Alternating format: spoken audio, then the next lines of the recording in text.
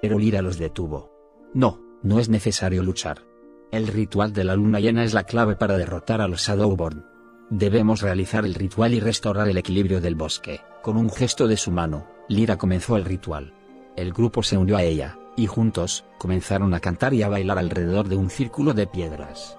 La luna brillaba sobre ellos, y el bosque se llenó de una luz mágica. Los Shadowborn se acercaron, pero la luz del ritual los mantuvo a raya. El grupo continuó cantando y bailando, y la luz se hizo más fuerte.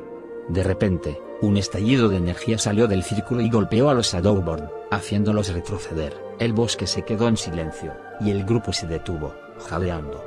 Lyra se volvió hacia ellos, sonriendo. El ritual ha sido un éxito, dijo.